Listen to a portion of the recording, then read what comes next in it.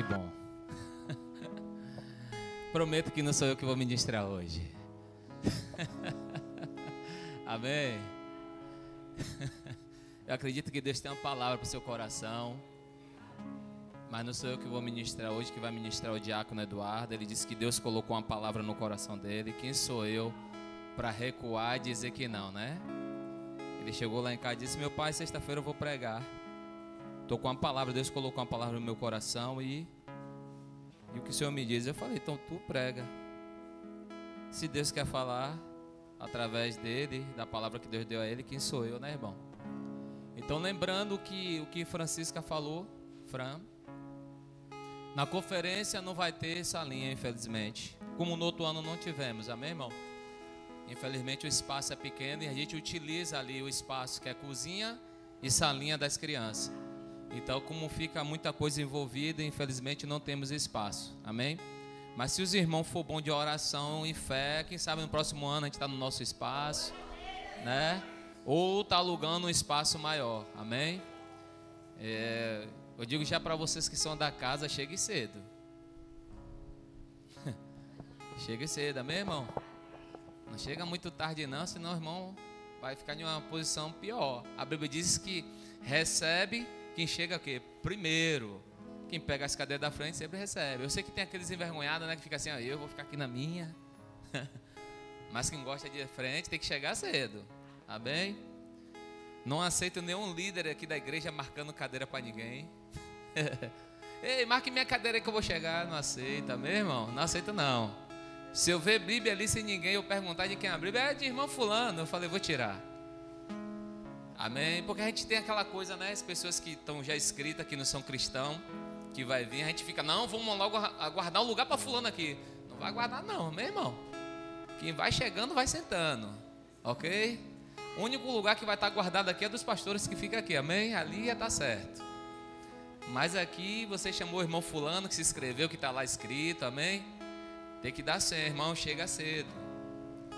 Porque quando chega cedo não é melhor? Eu acredito que sim, porque a gente passa a conhecer alguns irmãos, bate um papo, amém?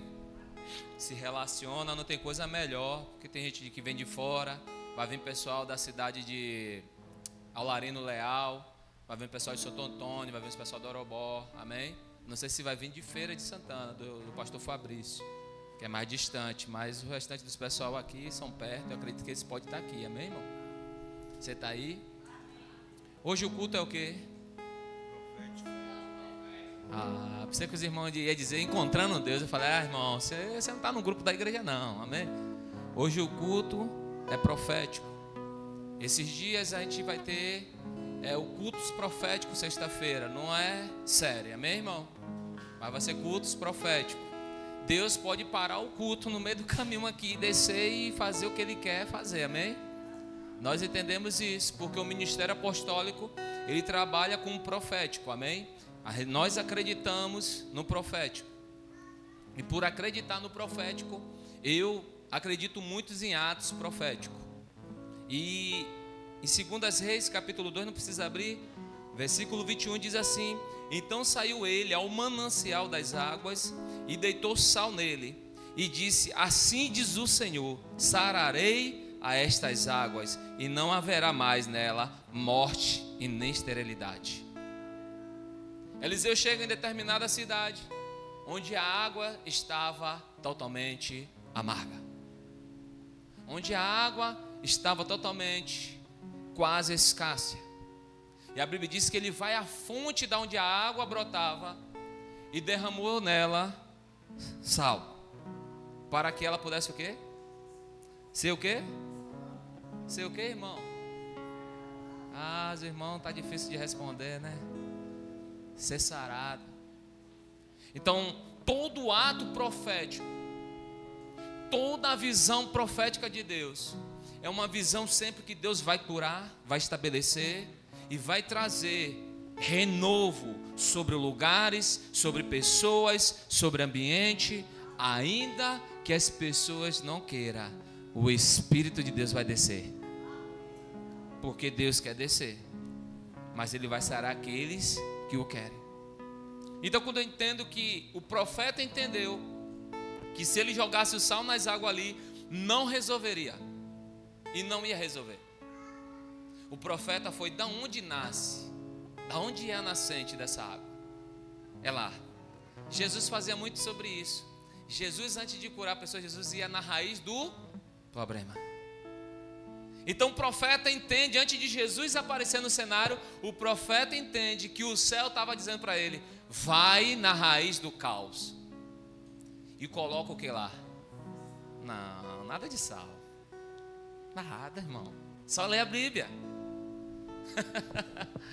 Quando eu peço para o irmão responder, o irmão não responde. Quando o irmão responde, responde o que está na Bíblia. Ei, ele colocou o que lá? Ele colocou cura.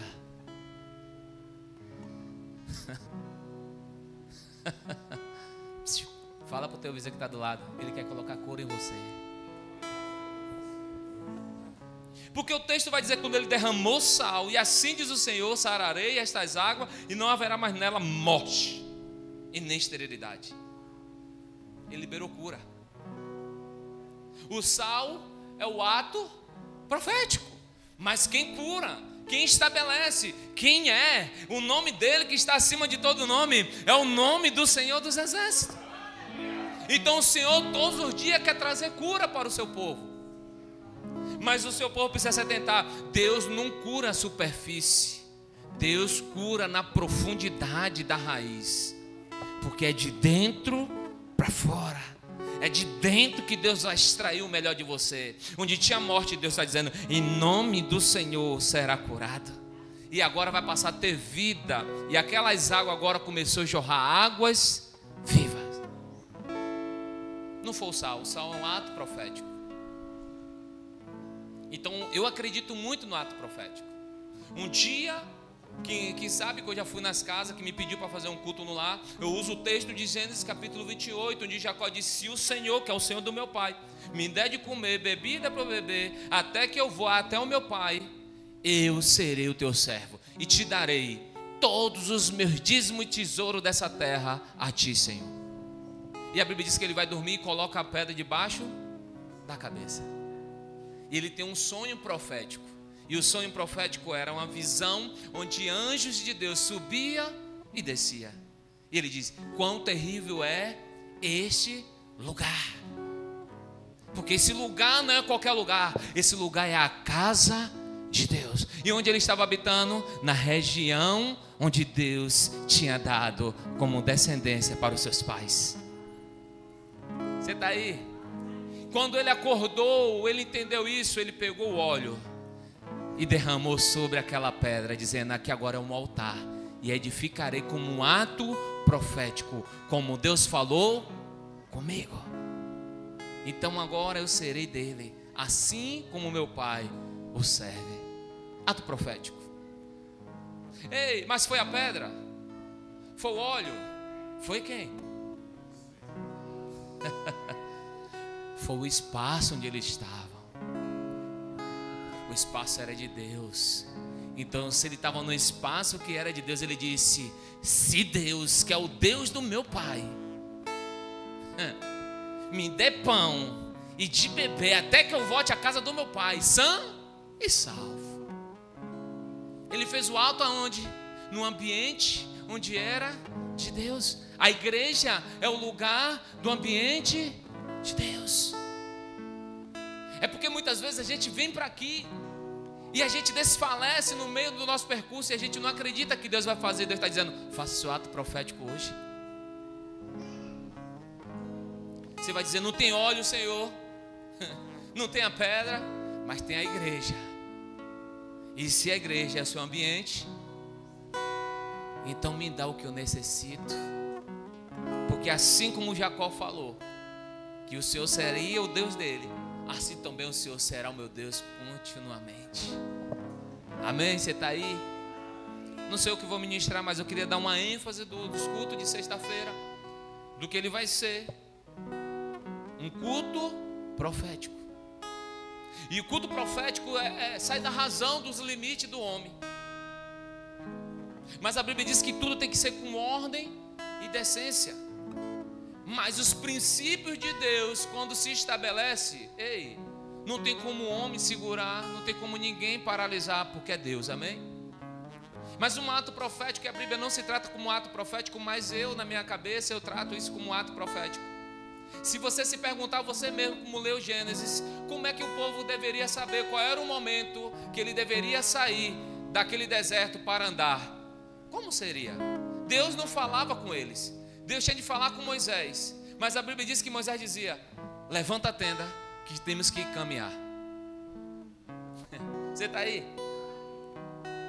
Mas a minha cabeça, ela pensa um pouquinho além, quando eu estou lendo, aí parece que é uma loucura do homem, amém, irmão? Então posso falar aqui para vocês o meu pensar um pouco. Eu acredito que a nuvem, ela dava sinal. Ou ela molhava, para dizer: Moisés, avisa o povo que é para ir. Ou ela sacudia, para que o povo soubesse que deveria caminhar. Você está aí? Eu creio, amém, irmão? Eu trato aquilo ali como um ato profético. Porque no dia que Moisés está de frente com o mar, a Bíblia diz que Deus diz para ele: por que me clamas? Mas um ato profético. Por que me clama, Moisés? Eu não disse para você que levaria até a terra que mana leite e mel? Aí eu acredito que Moisés fez igual a gente, amém, irmão? Quando está na luta: Senhor, que prova! Quando Moisés viu aquele mazão, disse: misericórdia, Deus trouxe a gente para nos matar mesmo. Deus, e aí, o povo agora está aqui me apertando, o que é que o Senhor diz?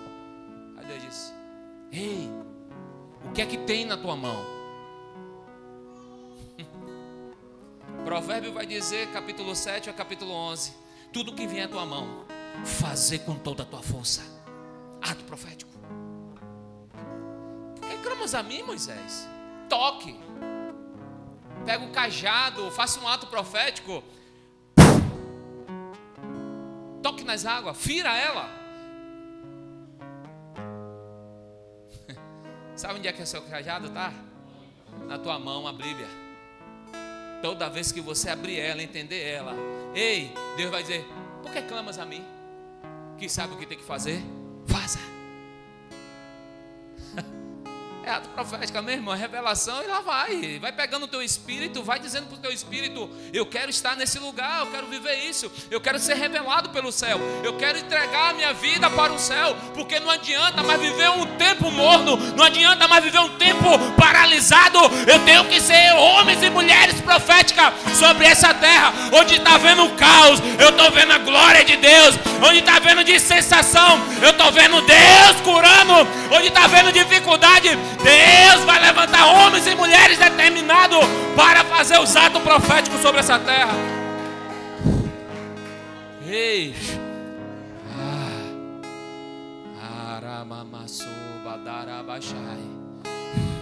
é tempo de você se posicionar dizendo: eu vou colocar minha mão, eu vou clamar o céu, porque o céu ele nunca deixou de responder.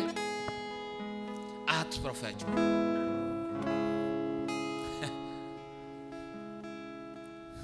Você está aí? Diz: estou aqui, pastor.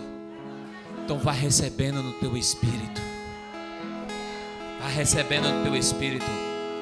Porque Deus não paralisou lá em Isaías, Deus não paralisou em Elias, Deus não paralisou em Eliseu, Deus não paralisou em Jesus como filho, Deus não paralisou em Pedro, Deus não paralisou em Tiago. Ei, Deus está procurando homens que estejam na brecha, homens e mulheres que estejam decididos para dizer: eis-me aqui, não importa o que vai me custar, mas o que importa é que eu quero carregar da tua porção nesses dias.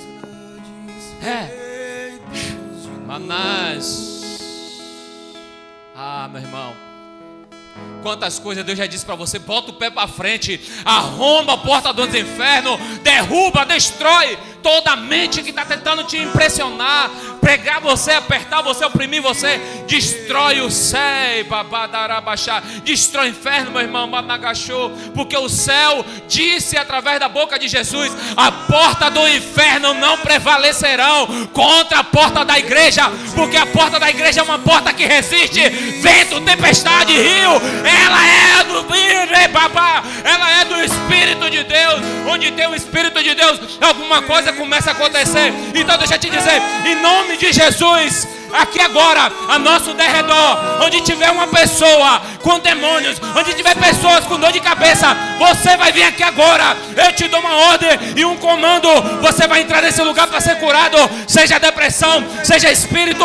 Eu estou lhe dando uma ordem no mundo espiritual. Vai vir aqui nessa noite e vai ser curado, vai ser levantado como homem e mulher de Deus. Sim. Eu, se eu fosse você, ficava de pé, meu irmão, porque num momento como esse, a presença está aqui, você está parado. Sai do comodismo, começa a orar pelo teu irmão, começa a liberar a palavra do teu irmão. É um culto profético. Ei, papadarabaxai, começa a orar, meu irmão, pelo seu irmão. Começa a dizer: hoje o culto é profético. Hoje o culto é profético. Hoje o culto é profético. Vai sendo tomado nesse ambiente. Deus me chamou hoje para te tocar. Vai tocando, Espírito Santo. Nós não aceitamos mais culto comodismo. Nós não aceitamos. Nós acreditamos nos atos proféticos ainda. Ele ainda é de Deus. Ele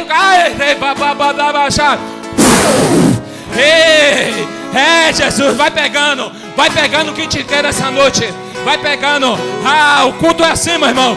Culto quando é de Deus é assim. Vai pegando. É profético hoje. Ensina-me a clamar e a suplicar até que o Senhor venha. Fere meu coração, Senhor. Fere meu coração. Com as feridas veio pouco por ti.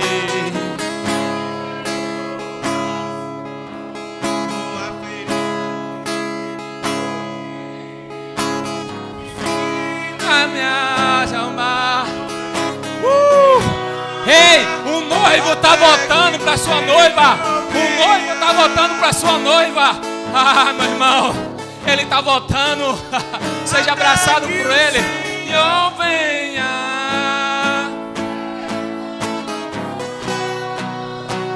Até que o Senhor venha. Eu não vou descansar.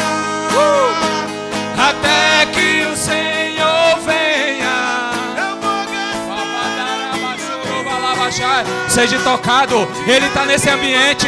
Seja tocado, seja batizado. Você que fala em línguas, começa a falar em línguas. Seja batizado. Você que fala em línguas, comece a falar a língua dos anjos. Deixa Deus fazer. Deixa Deus fazer. Deixa Deus fazer. Isso, Jesus, isso. Batiza nessa noite. Batiza. Isso, Senhor, batiza.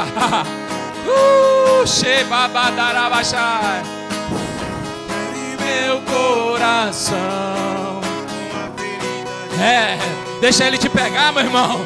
Deixa ele te pegar. Volta até no Espírito de Deus. Com a ferida de o fogo por ti. Me ensina-me a clamar e a suplicar até que o Senhor venha.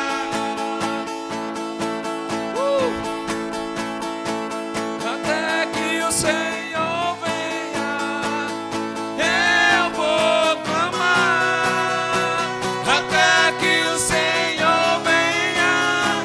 Eu não vou descansar Até que o Senhor venha. Eu vou gastar a minha vida Diante do teu altar, Deus. Diante do teu altar. Até que o Senhor venha.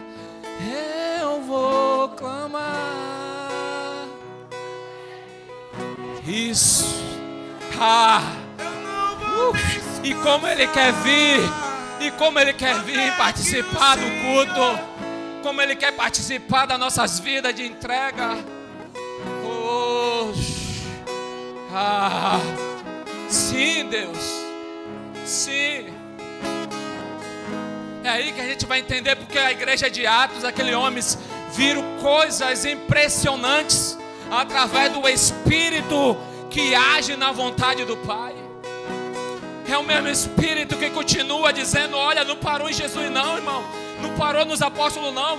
Deus quer fazer através da sua vida. Deus quer colocar você como homens e mulheres, como cabeça, para fazer a diferença diante de povos e nações, nesse mundo que precisa da palavra de Deus, que é viva, eficaz e genuína.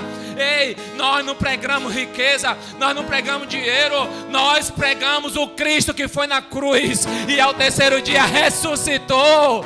Ei, não importa se a roupa não está bonita, importa que Jesus tem que estar bonito em mim, meu irmão. Importa onde eu for, a presença dele tem que ir comigo, porque a maior riqueza que um homem tem, assim diz Davi, é a presença de Deus. Dinheiro nenhum pagará por essa presença, dinheiro nenhum dará nada por essa presença, porque ela veio de graça para aqueles que o amam e que o querem. Poxa, tararabadá, show, sim. Em nome de Jesus, toca em Caleb, Senhor. Amassoro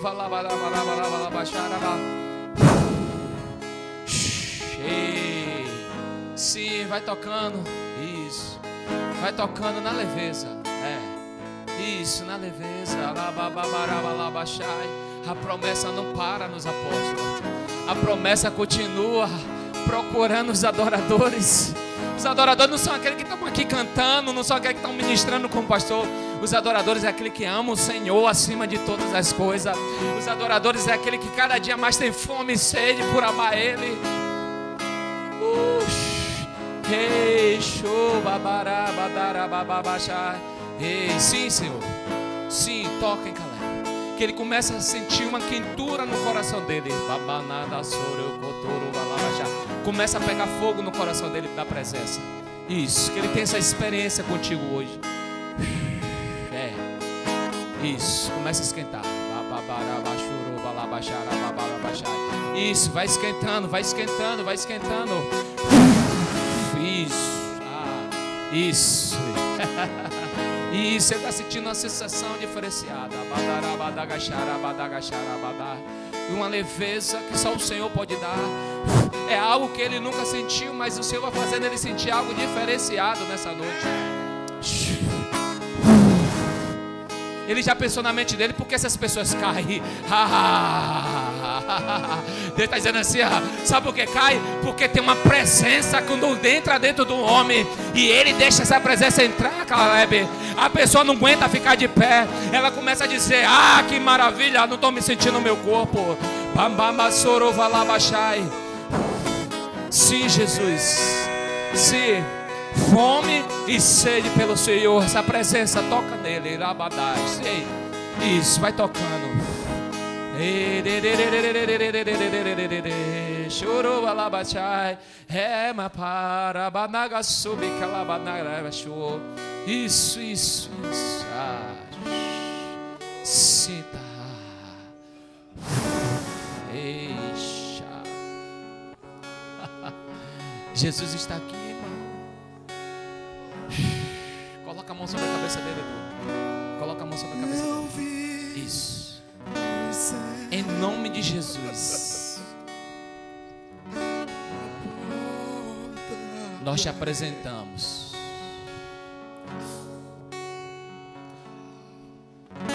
como homens que no meio de caos e de dificuldade, Deus vai levantar para ser pastor de muita gente. Se você entender isso no teu espírito, só é você contar um tempo que muita gente vai ver você em cima de púlpito e vai dizer: eu não acreditava que aquele menino ia chegar ali.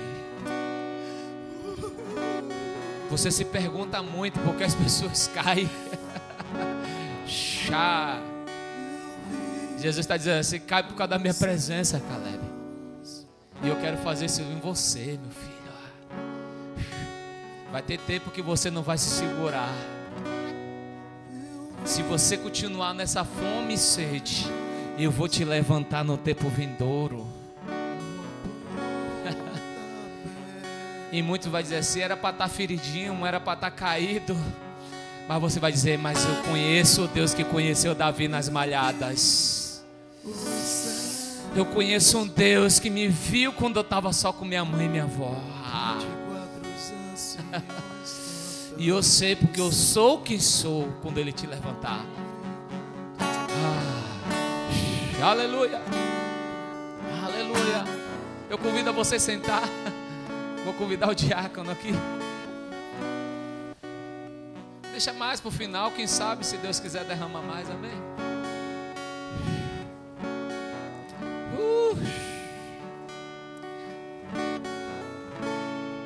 O Espírito Santo está me dizendo assim, eu tinha saudade disso, Alex.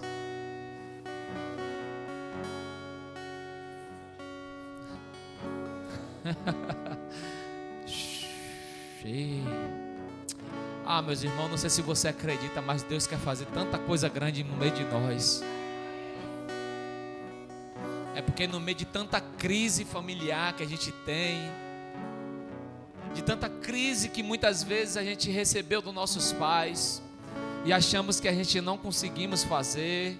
Meu irmão, Deus está esperando a gente ficar de prontidão para Ele fazer, amém?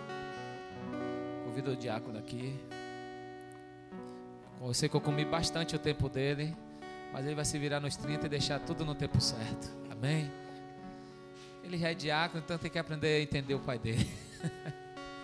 Coloca a mão para cá.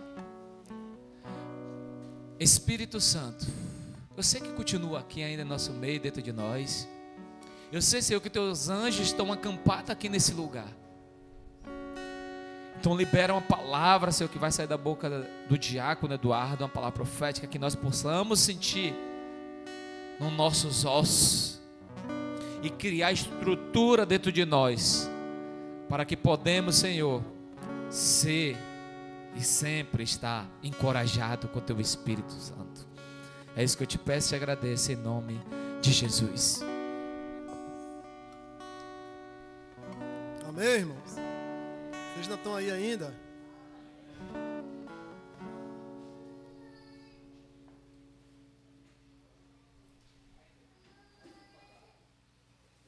Não sei se a bancária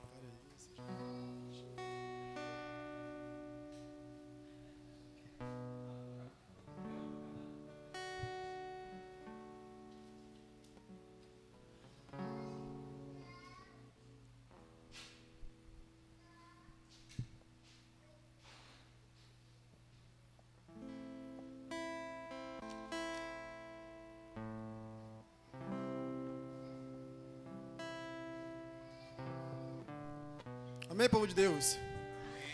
Pedir a vocês que abram lá a Bíblia, no livro de Mateus. Mateus capítulo 25, vamos estar aí do 14 ao 30.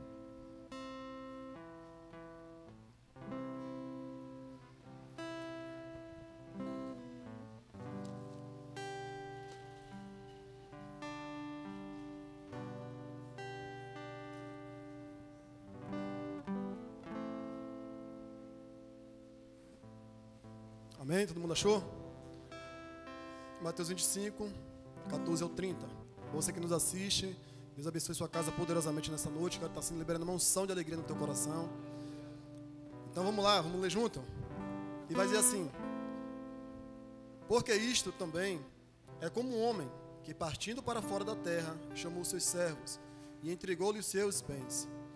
E um deu 5 talentos, e a outro 2, e a outro 1, e cada um segundo a sua capacidade. E ausentou-se logo para longe. E tendo ele partido, o que recebeu 5 talentos, negociou com eles, e granjeou outros 5 talentos. Da mesma sorte, o que recebeu 2, granjeou também outros 2. Mas o que recebeu 1, cavou na terra e escondeu o dinheiro do seu senhor. E muito tempo depois, veio o senhor daquele servo, ajustou conta com ele. Então aproximou-se o que recebeu 5 talentos e trouxe-lhe outros 5 talentos, dizendo: Senhor, entregaste-me 5 talentos. Eis aqui outros 5 talentos que ganhei com eles. E o seu senhor lhe disse: bem está, servo bom e fiel. Sobre o pouco foste fiel, sobre o muito te colocarei. Entra no gozo ou na alegria do teu senhor. E chegando também o que tinha recebido 2 talentos, e disse: Senhor, entregaste-me 2 talentos, eis que com eles ganhei outros 2. Disse-lhe o seu senhor: bom está, servo bom e fiel. Sobre o pouco te foste fiel, sobre muito te colocarei. Entra no gozo do teu senhor. Versículo 24. Mas, chegando também o que recebera com 1 talento, disse: Senhor, eu conhecia-te que és um homem duro, que ceifa onde não semeaste, e ajunta onde não espalhaste. E atemorizado escondi na terra o teu talento. Aqui tem o que é teu. E respondeu, porém, o seu senhor, e disse-lhe: mau e negligente servo. Sabes que eu ceifo onde não semeei, e ajunto onde não espalhei. Deverias, então, ter dado o meu dinheiro aos banqueiros, e quando eu viesse, receberia o que é meu com juros. Tirai-lhe, pois, o talento, e dai ao que tem os 10 talentos. Porque qualquer um que tiver, será dado, e terá em abundância. Mas o que não tiver, até o que se lhe há é retirado. Lançai-o, pois, o servo inútil, nas trevas exteriores. Ali haverá pranto e ranger de dentes. Amém? Poder sentar, irmão, até aí.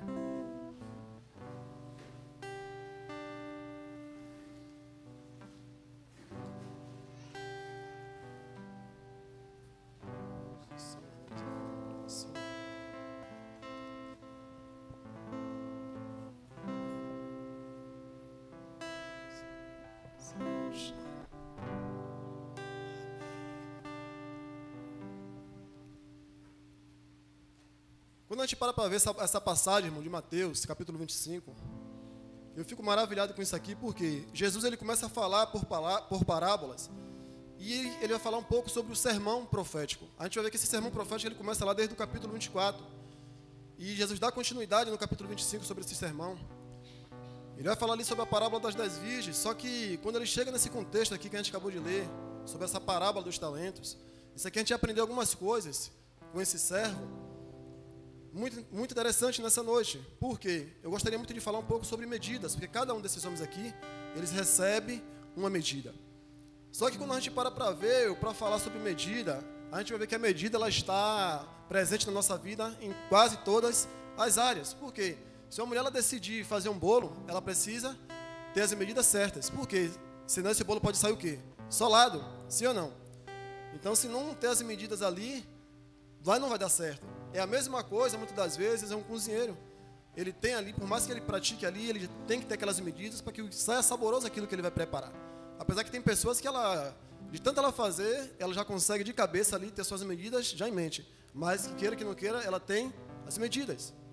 Amém? Assim também, irmãos, foi esse servo aqui, ao qual ele decide sair, ou esse dono dessa vinha, ou esse dono daquela fazenda, ele decide no seu coração dar uma viajada, dar uma descansada, e ele chama seus servos, aqueles que eles mais confiavam, e libera sobre eles os seus bens, porque talento aqui é dinheiro. Então ele libera algumas porção de dinheiro aí na mão daqueles servos e viaja, né? Ele vai para um lugar longe, ele vai passar uma temporada fora. Então eu gostaria que vocês dessem uma olhada comigo aí no versículo 19. Eu vou estar pegando, abrir um pouco, trabalhando versículo por versículo, amém? Vamos lá, olha comigo aí o que vai dizer o versículo 19. E vai dizer assim, ó: e muito tempo depois veio o senhor daquele servo e ajustou conta com eles. Então olha bem para cá. O senhor, ele sai ali, ele libera algo sobre a vida desses homens, libera uma medida sobre a vida desses homens, só que depois de um período de tempo ele retorna para um acerto de conta. Então olha bem para cá, irmão. Toda medida que Deus te deu, ou toda medida que Deus ele vai liberar sobre a sua vida, ele vai requerer contas de mim e de você. Toda medida que Deus liberar sobre a sua vida, ele vai requerer uma prestação de conta. Só que muitas das vezes tem pessoas que tem pessoas que a medida dela, muitas das vezes, pode ser somente abençoar o ministério. Só que se ela não entender isso, ela vai ficar sempre com o escorpião no bolso.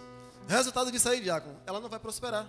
Por quê? A medida que Deus liberou sobre a vida dela, é simplesmente, muitas das vezes ela vai querer até entrar em crise. Mas se ela compreender, porque ela vai dizer, mas por que o irmão fulano ele consegue pregar bem, o irmão fulano está ali na intercessão, e eu não me vejo muitas das vezes nesse lugar. É porque muitas das vezes a área que Deus chamou ele é só aquela ali. E se ele não compreender isso aí, irmãos, né, ele não vai fluir na medida ao qual Deus liberou sobre a vida dele. Amém? Outra pessoa, muitas das vezes, foi só para interceder. Quantas pessoas, muitas das vezes, estão num ambiente como esse, e Deus, à medida que Deus liberou sobre a vida dela, foi só a área da intercessão.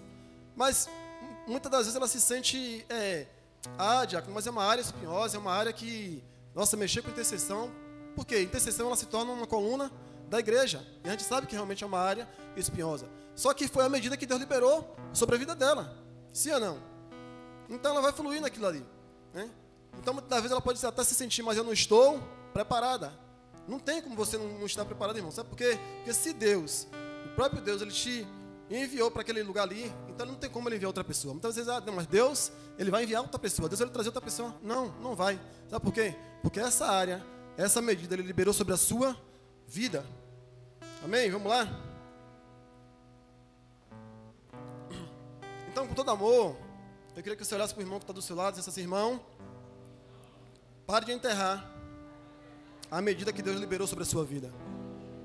Fale com autoridade, irmão, já que você está num culto profético, irmão, pare de enterrar a medida que Deus liberou sobre a sua vida. Porque sabe de uma coisa, cada um de vocês que está aqui, Deus liberou uma medida sobre a sua vida. Mas o problema é que muitas das vezes a gente pega essa medida e enterra. Vamos lá?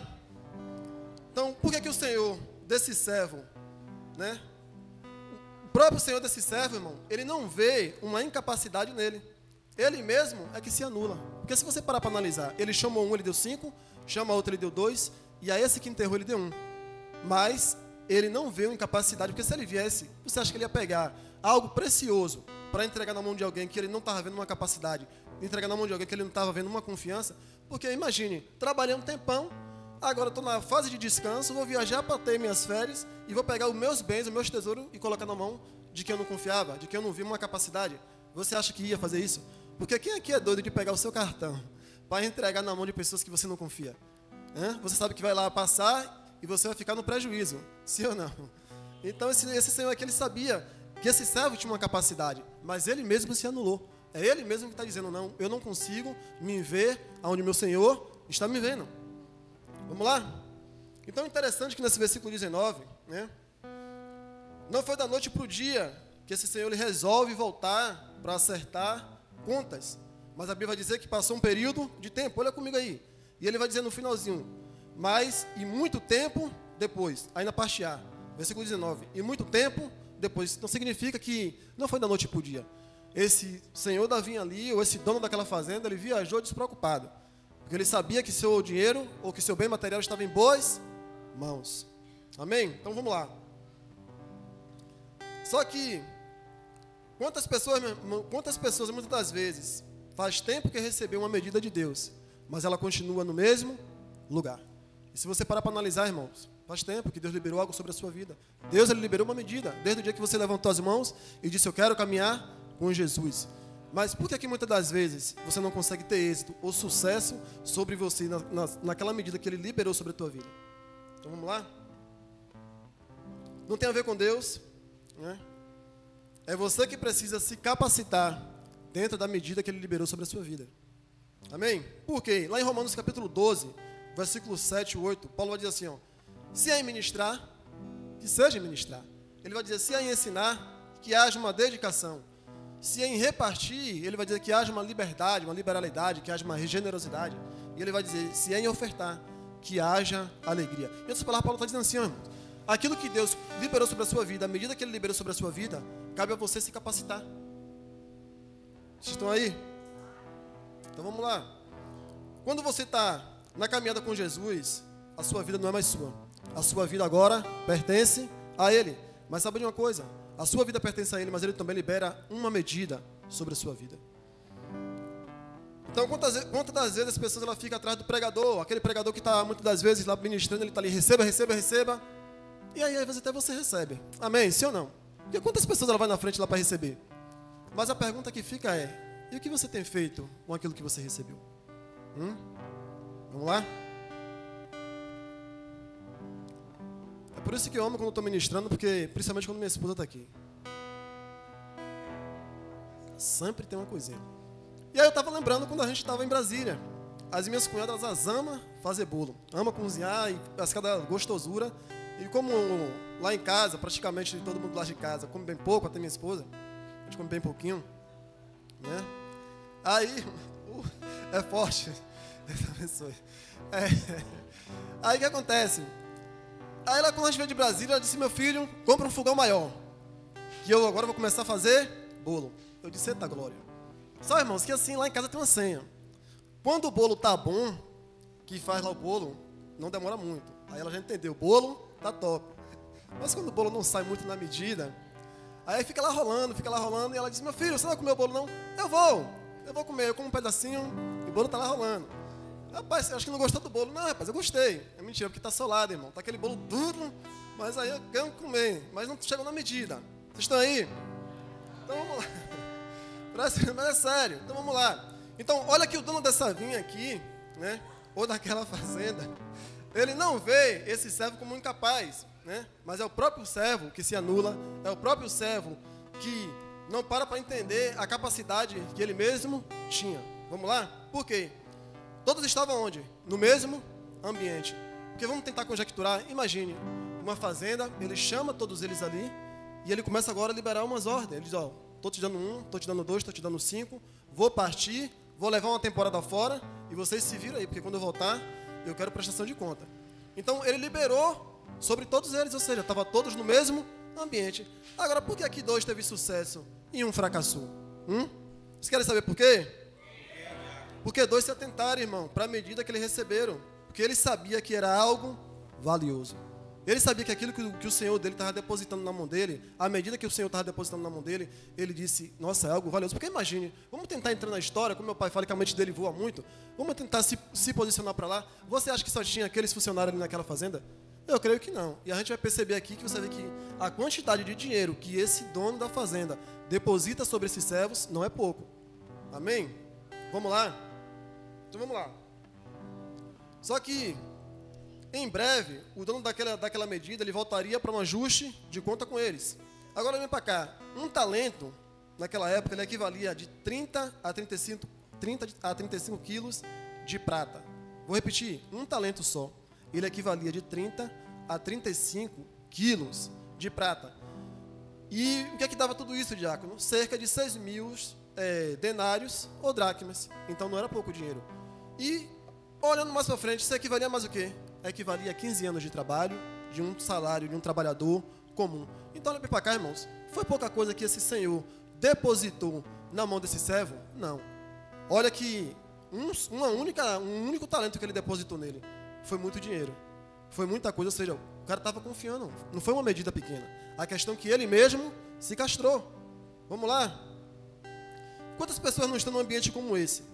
E o que elas receberam é uma medida de Deus, mas o complexo de inferioridade dela, ou muitas das vezes palavras que ela ouviu lá atrás, de pais ou de pessoas que estavam em volta dela, né, anularam ela.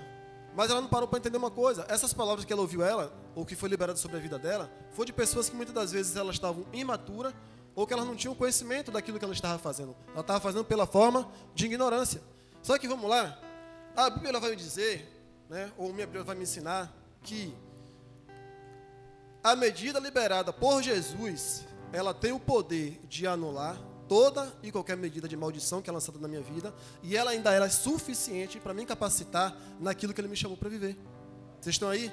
Então, muitas das vezes as pessoas não fluem na medida que foi liberada sobre ela, não tem a ver com as palavras que foi liberada lá. Não tem muito a ver, muitas das vezes, com pessoas que estavam em volta dela. Tem a ver se ela entender e se ela dizer: isso que foi liberado sobre mim, essa medida é valiosa. E quando é algo valioso, você vai chamar para si. Se você chama para si, você vai tentar entender o que você recebeu. Porque, olha se esses 2 não fez isso. Ele sai e vai granjear aquilo que o Senhor dele liberou sobre ele, porque ele disse: é valioso, é importante. Já o outro não. O outro disse: isso aqui, vou enterrar. Mas não foi pouca coisa. Não foi qualquer coisa. Em outras palavras, o Senhor estava dizendo a ele: eu confio em você. Eu sei que você tem capacidade para essa medida que eu estou aqui. Você conseguir granjear para algo maior. Porque tudo aquilo ali é um teste. E a gente vai aprender, vai entender ao fluxo dessa mensagem. Então vamos lá. Então só você pode anular essa medida. E quando é, diácono, então que eu enterro essa medida ou que eu anulo essa medida? É quando eu paro de vir para a igreja? Não. É quando você começa a negociar sobre essa medida que foi liberada sobre você. Isso também é você anular. Vamos lá? Deus chamou, né? Ou Deus te chama para resultados e não desculpas. Toda vez que Deus libera, irmão, há uma medida sobre a minha vida e a sua vida, Ele está dizendo, eu quero resultado, não desculpas. E olha se muitas das vezes, ou se não é isso que está acontecendo com esse homem. 2 conseguiu dar resultado, só que um preferiu dar desculpa. Eu vou enterrar. Agora que só libera algo precioso, quem confia. Não tem como ninguém liberar algo precioso na tua vida se não confiar. Por que o homem te liberou na vida daquele servo ali? Estava dizendo para ele, confio em você. Amém? Vai comigo agora para o versículo 18. Olha o que ele vai dizer assim, ó. Mas o que recebeu foi, cavou na terra e escondeu o dinheiro do seu senhor. Vamos lá. Então ele pega esse talento aí, ou seja, ele pega esse dinheiro e ele vai esconder. Ou seja, quantas pessoas ele vai dizer assim que um dos servos, esse versículo 18 vai dizer que um dos servos, ele decide enterrar a sua medida. Ele não queria trabalhar ou não queria ter esforço. Sabe por quê? Porque quando a gente vai ver a palavra granjear, ela significa, no hebraico, trabalho com muito esforço. Só que esse servo aqui, ele não quis ter esse esforço. Ele não quis ter esse trabalho. Ele prefere pegar e enterrar. E trazendo para nossas vidas, dia de hoje, para o ministério. Quantas pessoas, muitas das vezes, ela tem recebido algo poderoso, uma medida de Deus, mas ela não quer ter trabalho para multiplicar, ou seja, para que ela possa agora viver numa medida dobrada. Por quê, irmão? Você acha que quando Deus libera uma medida sobre a sua vida, se você não entender, ou se você entender, você acha que vai ser fácil para você conseguir granjear ela, para você viver agora em uma medida maior? Não, vai ter um esforço. Mas isso depende de quem quer e de quem entende. Amém? Amém. Então vamos lá. Já viu aquele irmão, que muitas vezes ele diz assim, ó, eu quero ficar aqui no meu canto, tá tudo light, tá tudo certinho, eu venho pro meu culto, ouço a palavra e vou embora. Ele está conseguindo granjear alguma coisa? Na medida que foi liberado sobre ele? Eu creio que não. Por quê? Ele está tipo assim, farinha pouca, meu pirão primeiro. Eu não quero ter trabalho com nada, eu quero apenas ouvir a palavra e ir embora. Mas Jesus liberou essa medida na vida desse irmão. Só para ele? Só para isso? Para ele vir talvez bater um ponto num ambiente como esse e só? Eu creio que não. Então vamos lá. Só que muitas das vezes ele precisa lembrar, ou esse irmão ele precisa lembrar, de onde Deus tirou ele, da medida que Jesus liberou sobre a sua vida. É porque muitas das vezes, né, esse irmão, muitas das vezes ele não quer ir até uma pessoa bêbada para liberar uma palavra. Mas ele se esquece que lá atrás ele bebia de 1 a 51. Sim ou não? Quantos aí?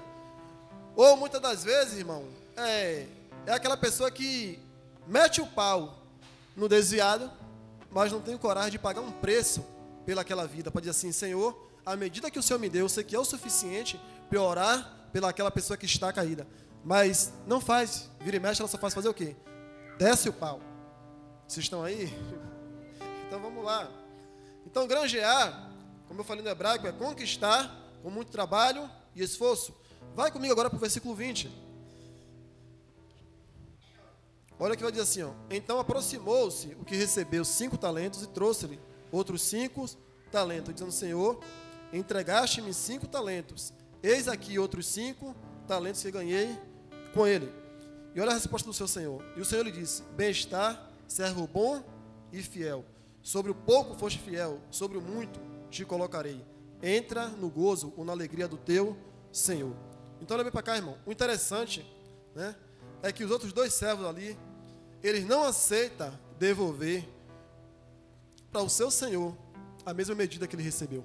Ou seja, ele entendeu, ele disse, eu não aceito devolver para o meu Senhor da mesma forma que ele recebeu. Ou seja, no coração dele queimava e dizia assim, ó, se Deus lhe confiou uma medida na minha vida, eu preciso devolver a ele dobrada. Vocês estão aí? Então, olha onde estava a mente desses 2 servos. Totalmente diferente do outro. Por mais que os 3 estivessem no mesmo ambiente, mas ele estava dizendo, se me foi confiado, se ele está confiando nessa medida em mim, se isso foi depositado em mim, eu não posso voltar para lá da mesma forma que eu recebi. Vamos lá? Porque ele sabia, irmão, que eles antes da medida ser liberada ou ser derramada sobre a sua vida, Vamos tentar entrar aqui, não está na palavra, mas eu posso conjecturar. Quem era esse servo? Será que a gente já parou para analisar? Será que esses homens eram bem vistos na sociedade?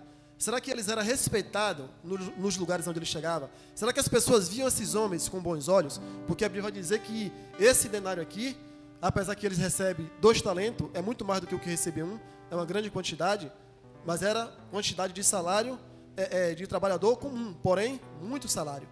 Mas qual o salário que talvez esse homem ganhasse? Talvez fosse um salário pequeno, de um trabalhador comum. E muitas das vezes o dinheiro que ele ganhava ali mal dava para ele se sustentar ou sustentar a sua casa. Então muitas das vezes a gente sabe que a sociedade muitas das vezes vai pelo que vê.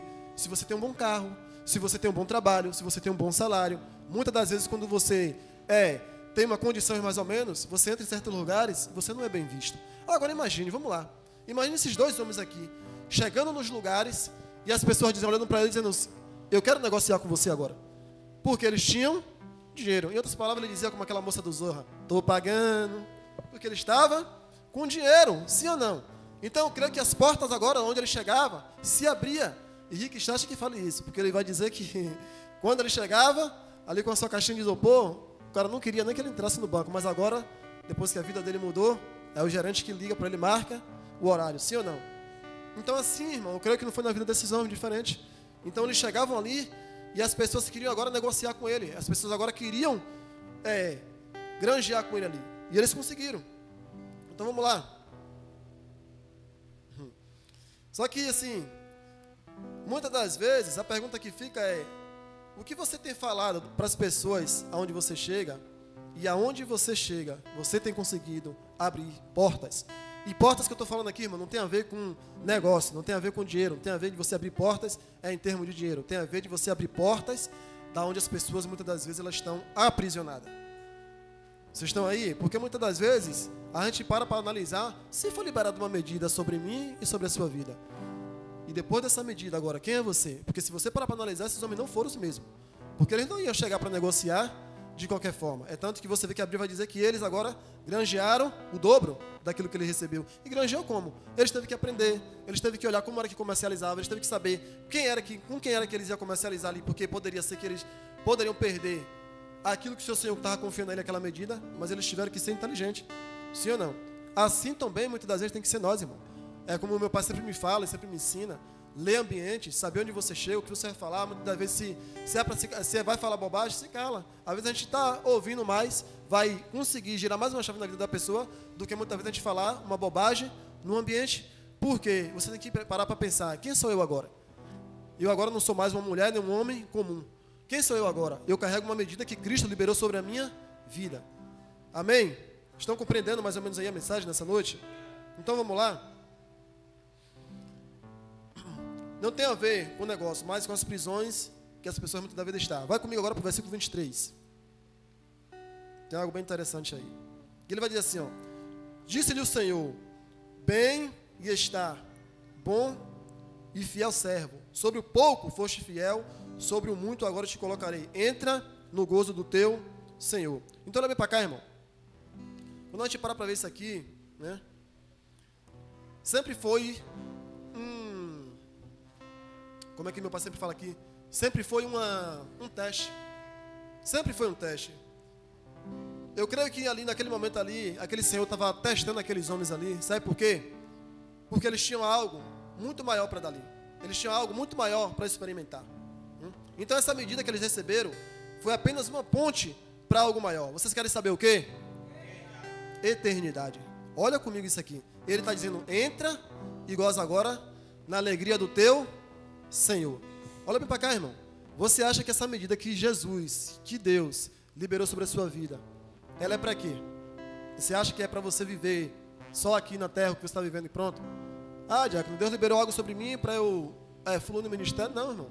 Eu creio que Deus está liberando essa medida sobre a sua vida, é só um teste para o que você está para o que está por vir, para aquilo que você está por viver, que é o quê? Eternidade. Mas isso vai depender de como você está olhando para essa medida, o valor que você está dando para essa medida e como você está granjeando com essa medida. Ou será que você está pegando ela, colocando no bolso? Ou será que você está se preocupando com as pessoas que estão aí fora? Ou se perguntando para Deus: Senhor, para que o Senhor me deu essa medida? Porque o dono daquela vinha, ou o dono daquela fazenda, ele voltou para prestar conta. Eu creio que assim não será diferente comigo e com você, amém? Deus vai prestar conta. Vamos lá? Olha comigo aí no versículo 24 e 25. Ele vai dizer assim, ó. Mas, chegando também o que recebeu olha agora. Chegando também o que recebeu um talento, ele disse, Senhor, eu conheço-te que tu és um homem duro, que ceifa onde não semeaste e ajunta onde não espalhaste. Versículo 25. E atemorizado eu escondi na terra o teu talento, aqui está o que é teu. Agora vem para cá, irmão. Todo servo que ele não valoriza a medida que lhe foi liberada, né, sobre ele só vai conseguir enxergar defeito. Olha se não é assim. Às vezes as pessoas estão num ambiente como esse, uma medida foi liberada sobre ela. Por que foi liberada sobre ela? Se está sendo liberada sobre ela, essa pessoa está dizendo, eu confio em você, eu vejo potencial em você, eu sei que Deus te chamou para você fluir em algo maior. Mas muitas das vezes, se ela não entender isso aqui, ela vai começar agora a ver defeito como, esse pastor só anda me cobrando as coisas, nossa, esse pastor só quer tudo perfeitinho, Senhor, não estou aguentando mais não, porque o pastor me confiou isso aqui, mas ele cobra tanto. Ou seja, ela começa agora a ver os defeitos, porque ela não consegue entender que foi liberado sobre a vida dela uma medida. Olha se não está acontecendo isso aqui com esse homem. Ele bate os olhos no seu Senhor, o Senhor dele não viu isso nele, porque se ele liberou algo sobre a vida dele, está dizendo, confio em você, vendo um potencial em você. Agora, traz de volta os olhos de lá para cá. Ele está vendo o que no Senhor dele? Primeira coisa, um homem duro, um homem que semeia onde não espalhaste, um homem que ceifa aquilo que ele não plantou, então ele só consegue ver defeito. Por quê? Não compreendeu, irmão, a medida que foi liberada sobre ele. Então nessa noite a gente precisa entender. Se você que está aqui nessa noite, se você que está nos assistindo, se você não compreender a medida que foi liberada sobre a sua vida, sabe de uma coisa, você vai fazer como esse homem, vai pegar ela e enterrar. Por quê? Porque você só vai conseguir ver defeito nos momentos da cobrança. E toda cobrança nunca é para nos abater ou para levar a gente para baixo. Toda cobrança, principalmente no reino de Deus, sempre é para levar você para fluir na medida que Ele confiou a você. Vocês estão aí? Então vamos lá.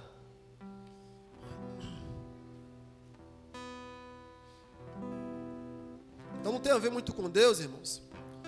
É você, né, que não está valorizando a sua medida. Ou seja, não está se esforçando para se aprimorar naquilo que te foi confiado. Aí entra aquela velha desculpa. Deus sabe, né? Não, irmão, olha bem para cá. Deus ele não vai saber não. Sabe por quê? Ele está dizendo assim, ó, eu já liberei sobre a sua vida. Então ele não sabe. Se ele está dizendo, já liberei, ele quer ver um resultado. Ou muitas das vezes você vai dizer assim, diácono, mas estuda no tempo de Deus. Olha bem para cá. É você que tem que se preocupar com o seu tempo, porque o seu tempo está deste tamanho. Por quê? O tempo de Deus já está cronometrado, irmão. Já está tudo certo. É eu e você que tem que se preocupar com esse tempo. Porque Ele já cronometrou o tempo dele e em breve Ele vai vir para quê? Para prestar conta. Porque olha se não foi assim. Primeiro vai dizer que esse Senhor aqui, ele passa uma temporada fora, mas depois ele volta. Ou seja, ele deu tempo para esse servo entender a medida que estava sobre ele e fluir.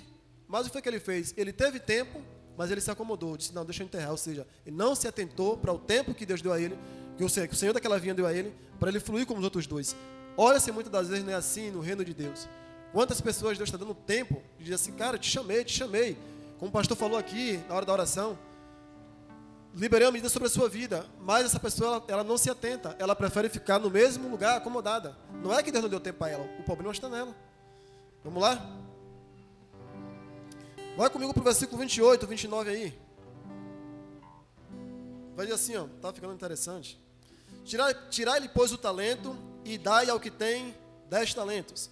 Versículo 29, vai dizer assim, ó, porque a qualquer um que tiver, lhe será dado, e terá em abundância, mas o que não tiver, até o que tem, lhe será tirado. Olha bem para cá, pega comigo só o finalzinho dessa parte B, assim. Até o que não tem, lhe será tirado. Então olha bem para cá. Há uma medida feita especialmente para mim e para você. Que medida é essa, diácono? Coroa da vida. A Bíblia vai dizer que existe uma coroa para mim e para você, feita sobre medida. Não cabe em outra cabeça, só cabe na sua. Agora olha bem para cá. Infelizmente, irmãos, se você não se atentar para cuidar alguém vai tirar ou alguém vai tentar roubar isso de você. Por quê? É valioso, é precioso. Então, o inimigo da nossa alma, o tempo todo, ele está nos rondando, e muitas das vezes é a nossa própria alma. Há algo precioso liberado, mas se você não entender, você vai fazer como esse servo aqui, ó. Você vai perder. Sabe por quê? A Bíblia vai dizer assim, ó, que lá em Daniel, capítulo 7 e capítulo 8, ele vai falar de dois reis. Primeiro rei, vai dizer assim, que um rei, ele jogou a verdade por terra e prevaleceu. E ele fez isso muito bem e prevaleceu. Agora olha bem para cá. Vai dizer que ele praticou isso e prosperou. Agora se a gente olhar para a nossa realidade de hoje, para a minha geração, olha se não está acontecendo isso. Olha se a verdade, ela não está sendo, muitas das vezes, pisoteada, ou seja, sendo lançada no chão. Por quê? Princípios que antes, para a gente, valores, que era uma verdade, agora está se tornando uma mentira. Sim ou não? Sim. Por causa de quê, irmãos? De homens guiados, de homens, muitas das vezes, alimentados por demônios, estão liberando decretos, que muitas das vezes... Agora, para que esse decreto, diácono? Vamos lá. O segundo rei. Aí a Bíblia vai dizer assim, ó, que o segundo rei, nesse mesmo capítulo 7 e 8 de Daniel, vai dizer assim, ó, e o segundo rei, ele perseguiu um povo. Agora, que povo era esse? Era o povo vizinho, do lado da cidade que ele morava ali? Será que era o povo da outra província ali? Se você for ler bem direitinho, lá vai dizer, e ele perseguiu o povo de Deus. Que povo é esse? Eu e você. Responde com o dedão assim, ó, diga, esse povo sou eu. Então, irmãos, diante de tudo isso aqui, o que é que você quer dizer, diácono? Se a igreja, quem é a igreja? Você. Se você é a igreja, e eu não falo nesse ambiente, eu falo geral, não se atentar para quem você é, ou seja, para a medida que foi liberada para você sobre esses dias, sabe de uma coisa? Vai haver um choro e ranger de dente. Vamos lá? Olha comigo aí no versículo 30. A gente leu 28 e 29. Olha o que vai dizer assim, ó. Lançai, pois, o servo inútil nas trevas exteriores. Ali haverá pranto e ranger de dente. Por que haverá pranto e ranger de dente? Porque foi liberada uma porção sobre a igreja, mas a igreja está dormindo. Não toda a igreja, mas uma parte da igreja. E quando eu falo igreja, irmão, não estou falando só esse ambiente, eu estou falando geral, porque a igreja não é isso aqui, a igreja são pessoas. Infelizmente, se a gente parar para analisar o nosso país em geral e o mundo, a parte da igreja está dormindo. Porque Jesus liberou uma medida. Que medida foi essa, diácono?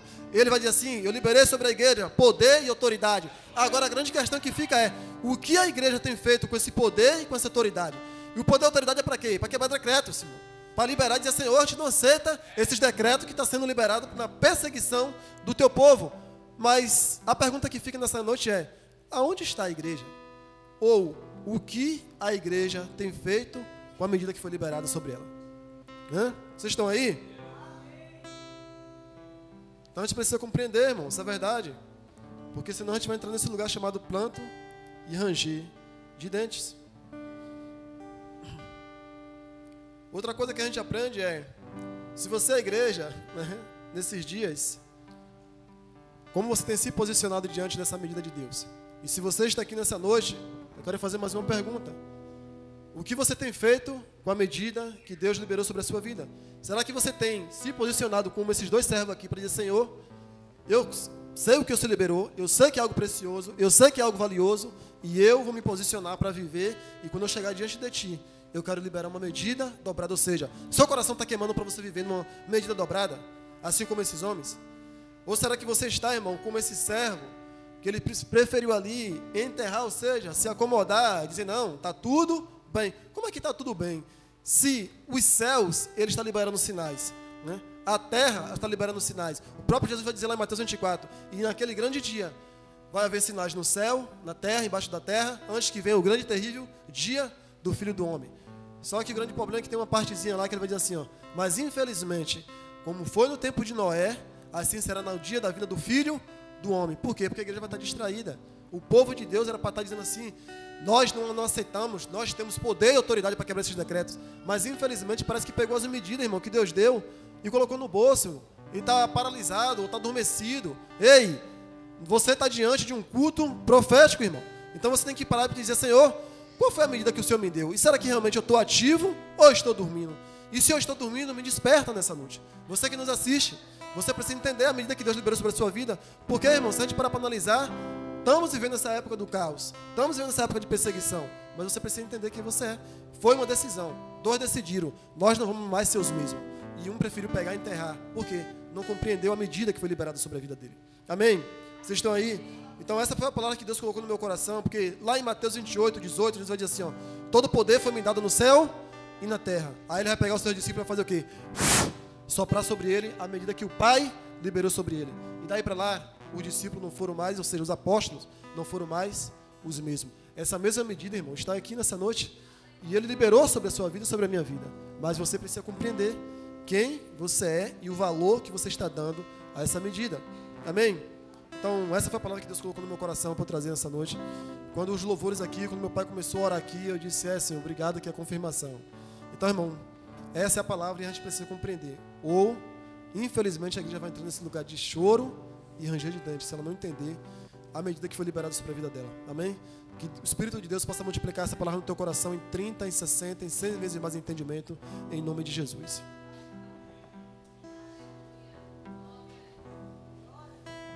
Aleluia. Eu tava com uma fomezinha aqui, eu tô sentindo um cheiro de chocolate, irmão. Eu não sei se vocês estão sentindo aí.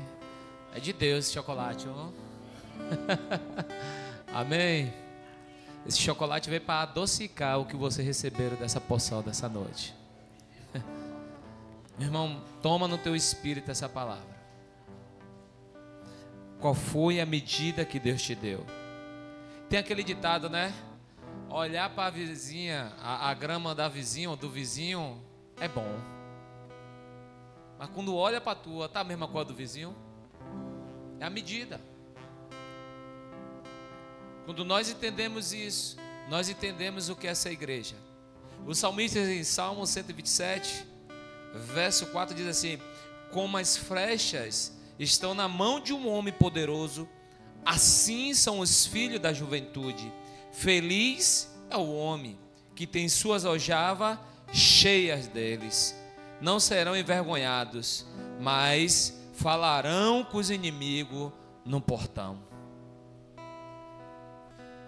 É quando suas aljavas estão cheias, quem vier à tua tenda, quem vier à tua frente, ei, o teu portão vai estar lá, preparado, porque você não enterrou. Você não enterrou. Você deixou a sua dracma, a sua semente, bem plantada em Jesus. Aí Jesus diz: qual homem poderoso assim são os filhos da sua juventude. Deus deu poder e autoridade à igreja, amém, irmão? Então, como o Eduardo falou, um culto profético, as sextas proféticas que nós vamos estar aqui vivendo. É o tempo de se lançar. É o tempo de parar de ter medo, de dizer, ó, estou com defeito nisso aqui, estou com erro nisso aqui. Não, se apresenta para ele e diz: Jesus, eu não quero ficar igual esse homem terrano. Eu quero ser alguém que vai dobrar aquilo que o Senhor colocar na minha mão. E essa é a diferença. Deixa eu te falar uma verdade muito importante.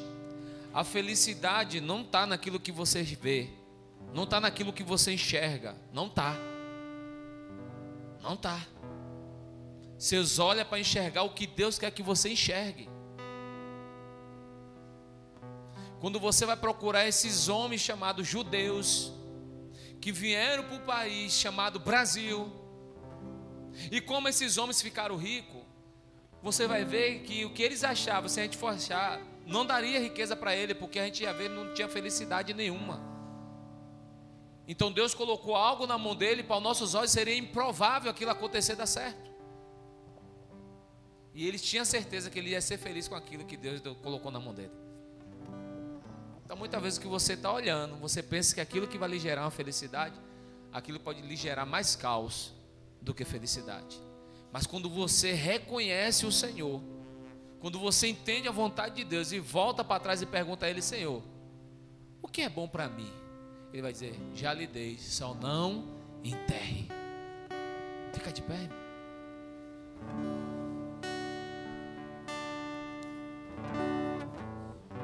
Se eu perguntasse aqui, quem não está passando por um momento difícil financeiro? Todo mundo ia levantar as duas mãos, até pastor, pode levantar os pés.